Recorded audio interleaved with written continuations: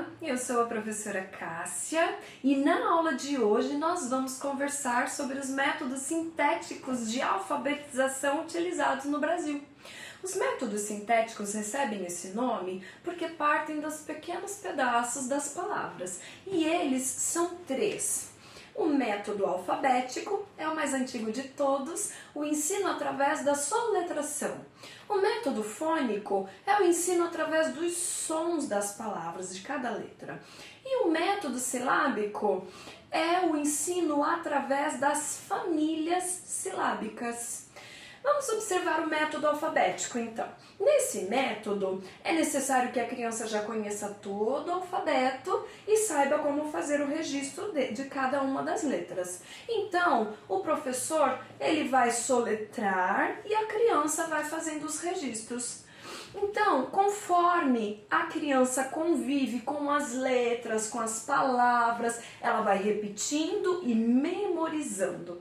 Uma atividade que pode ajudar nessa fase é a leitura de rótulos, de letreiros, de cardápios. Muito bem, o segundo método é o método fônico.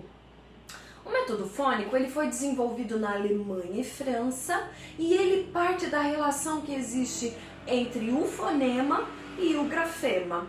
Trabalha-se primeiro a fala, então observa-se a diferença que há entre os sons e depois associamos isso à escrita, ao registro, né? Em seguida, a criança também vai observando que ao juntar uma vogal com uma outra consoante, ela consegue um novo som e cada vez que faz isso consegue novos sons. Sempre iniciamos pelas consoantes mais simples, mais comuns, aquelas que se destacam mais quando falamos, certo? Então, as crianças fazem os seus registros, a princípio, usando apenas as letras que se destacam mais, não é mesmo? As vogais. Então, conforme vamos ensinando, a criança vai deixando o seu registro mais completo.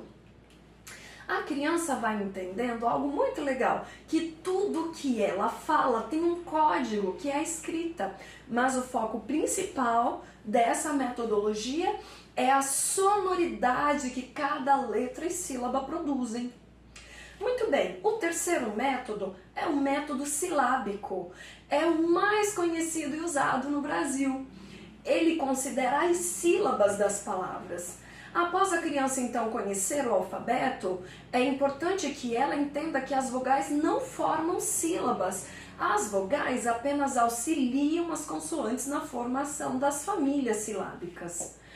O método silábico ele valoriza e destaca a sílaba inicial das palavras. Geralmente se começa pela família do B, então é apresentado para a criança as inúmeras possibilidades de formação de palavras com a família silábica do B. Não é mesmo? Depois, então, que a criança compreendeu, já trabalhou, já fez muitas atividades, a professora, quando percebe que é o momento certo, passa para as próximas famílias silábicas e vai apresentando uma a uma, geralmente seguindo a ordem alfabética. É muito importante se certificar de que a criança consegue identificar aquela família silábica não apenas no início das palavras, mas também no meio e ao final delas. Muito bem, após essa breve introdução sobre o assunto, eu gostaria de propor uma atividade no aplicativo Kahoot.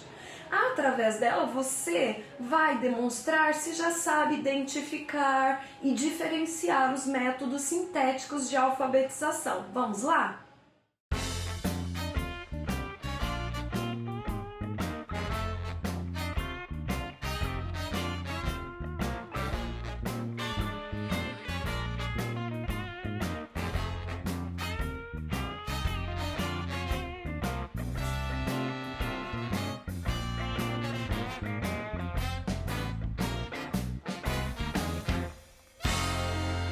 Agora que já realizamos a atividade, eu quero convidar você a uma importante reflexão.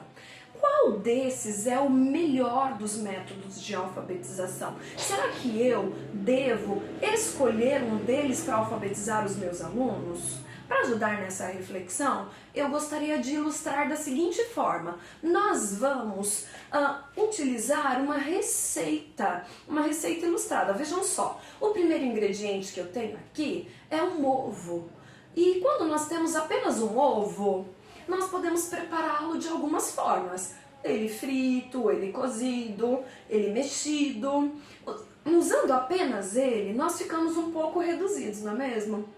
A gente precisa de ao menos um sal, um tempero, algo para que ele fique mais interessante. Nós entendemos que ele tem as suas limitações, não é mesmo? Mas entendemos também que ele, agregado a outros ingredientes, abre inúmeras possibilidades. Essa receita tem também um segundo ingrediente que eu quero apresentar. É o chocolate em pó. O chocolate em pó, ele é um elemento que já passou por manipulações industriais, então ele nos dá ainda menos possibilidades do que o ovo. Você pode usar o chocolate em pó diluído em um líquido ou um creme. Ele precisa de outros ingredientes para se tornar alguma coisa mais interessante, não é mesmo? A receita que eu estou falando para vocês, ela leva mais alguns ingredientes. Todos esses elementos juntos resultam em um gostoso cupcake. Mas eu pergunto, será que apenas identificar os ingredientes resulta em um cupcake? Pois é, durante a sua vida como profissional, você vai ouvir muitos alfabetizadores defendendo um método ou outro método por um ou outro motivo que ele se identifica mais para trabalhar, dizendo que encontra melhores resultados.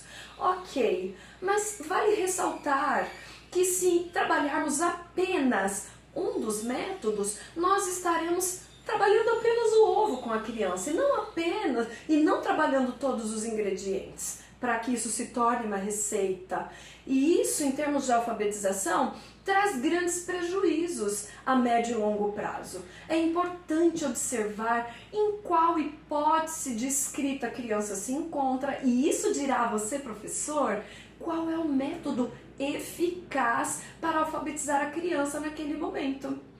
Mas a explicação sobre as hipóteses de escrita eu vou precisar dar numa próxima aula. Tudo isso que nós vimos aqui nos leva também a entender que a alfabetização só é eficaz se a criança conhece as letras, conhece os sons e principalmente sabe fazer uso disso de forma espontânea. Se eu mostrar aqui essas 3 formas geométricas, a criança pode dizer o nome delas. É verdade. A questão que estamos refletindo aqui, ela é mais profunda. É saber o que significam, em qual contexto cada uma delas deve ser utilizada. Após essa explicação, eu gostaria de dizer, caros alunos, que o melhor método de alfabetização, o mais eficaz de todos, é aquele que o seu aluno está precisando. Não é o que você prefere, não é o que se identifica ou acha mais fácil de trabalhar. Então, se em determinada fase da alfabetização o seu aluno está precisando do método alfabético, faça uso dele. Se ele está precisando do método silábico ou do fônico, faça uso deste. Voltando à receita, quando você trabalha todos os ingredientes, o ovo sozinho, a reação dele ao juntá-lo com o chocolate, a farinha, o leite, você chega na parte mais importante. Sim, a parte mais importante da receita não é identificar os ingredientes, e sim saber fazer uso do modo de preparo. Ou seja, quando eu uso vários métodos de alfabetização, quando eu os mesclo no meu trabalho, eu dou condição, eu dou fundamentação para que a criança tenha condições de usar o modo de preparo e sozinha conseguir ler as orientações, entender as orientações e conseguir preparar então o seu cupcake. Sim, exatamente.